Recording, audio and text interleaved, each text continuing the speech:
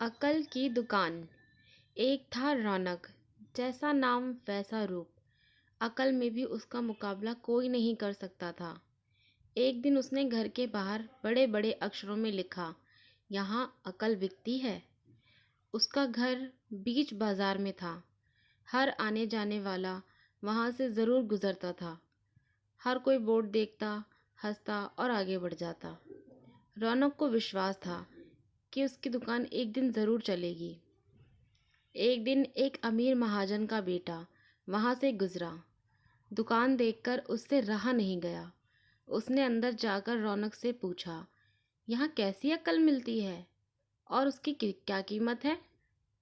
उसने कहा, यह इस बात पर निर्भर करता है कि तुम इस पर कितना पैसा खर्चा कर सकते हो। गप्पू ने जेब से 1 रुपया निकाल कर पूछा, इस रुपए के बदले कौन सी अकल मिलेगी और कितनी? भाई, 1 रुपए की अकल से तुम 1 लाख रुपए बचा सकते हो। गप्पू ने 1 रुपया दे दिया। बदले में रौनक ने एक कागज पर लिख कर दिया, जहाँ दो आदमी लड़ झगड़ रहे हों वहाँ खड़े रहना बेवकूफ़ी है। गप्पू घर पहुंचा और उसने अपने पिता को कागज दिखाया। कंजूस पिता ने कागज पढ़ा तो वह गुस्से से आग बबूला हो गया। गप्पू को कोसते हुए वह पहुंचा अकल की दुकान पर। कागज की पर्ची रौनक के सामने फेंकते हुए चिल्लाया, वह रुपया लौटा दो जो मेरे बेटे ने तुम्हें दिया था। रौनक ने कहा, ठीक है, लौटा देता हूँ, लेकिन शर्त यह है कि तुम्हारा बेटा मेरी सलाह पर कभी अमल नहीं करेगा। कंजूस महाजन के वादा करने पर रौनक ने रुपया वापस कर दिया। उस नगर के राजा की 2 रानियां थीं। एक दिन राजा अपनी रानियों के साथ जौहरी बाजार से गुजरा। दोनों रानियों को हीरो का एक हार पसंद आ गया। दोनों ने सोचा, महल पहुंचकर अपनी दासी को भेजकर हार मंगवा लेंगी। संयोग से दोनों दासियां एक ही समय पर हार लेने पहुंची। बड़ी रानी की दासी बोली, मैं बड़ी रानी की सेवा करती हूँ, इसलिए हार मैं ही लेकर जाऊंगी। दूसरी बोली, पर राजा तो छोटी रानी को ज्यादा प्यार करते हैं, इसलिए हार पर मेरा ही हक है। गप्पू उसी दुकान के पास खड़ा था।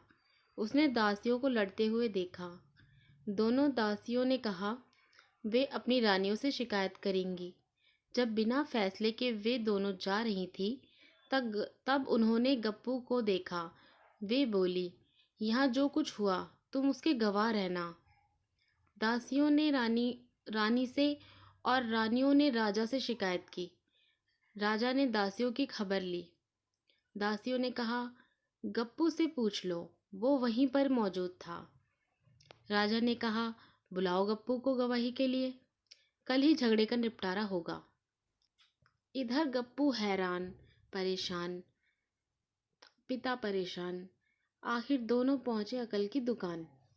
माफी मांगी और मदद भी। रौनक ने कहा, मदद तो मैं कर दूं, पर अब जो मैं अकल दूंगा उसकी कीमत है 5,000 रुपये। मरता क्या ना करता। कंजूस पिता के कुड़ते हुए दिए 5,000। रौनक ने अकल दी की गवाही के समय गप्पू पागलपन का नाटक करे और दासियों के खिलाफ कुछ न कहे।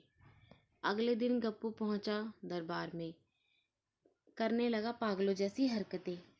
राजा ने उसे वापस भेज दिया और कहा, पागल की गवाही पर भरोसा नहीं कर सकते। गवाही के अभाव में राजा ने आदेश दिया, दोनों रानी अपनी दासियों को सजा दे, क्योंकि यह पता लगाना बहुत ही मुश्किल है कि झगड़ा किसने शुरू किया। बड़ी रानी तो बड़ी खुश हुई, छोटी को बहुत गुस्सा आया। गप्पू को पता चला कि छोटी रानी उससे नाराज है, तो वह फिर अपनी सुरक्षा के लिए परेशान हो गया। फिर पहुंचा अकल की दुकान पर। रौनक ने कहा, इस बार अकल की कीमत 10,000 रुपये होगी। पैसे लेकर रौनक बोला, एक ही रास्ता है, तुम वह हार खरीद कर छोटी रानी को उपहार में दे दो। गप्पू सकते में आ गया। बोला, अरे ऐसा कैसे हो सकता है, उसकी कीमत तो 1 लाख रुपए है।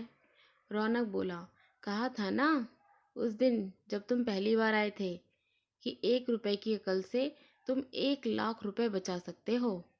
इधर गप्पू को हार खरीद कर भेंट करना पड़ा, उधर अकल की दुकान चल निकली। कंजूस महाजन तो सर ही पीटता रह गया। अगर आपको मेरी कहानी पसंद आती है तो उसे लाइक शेयर सब्सक्राइब ज़रूर करें।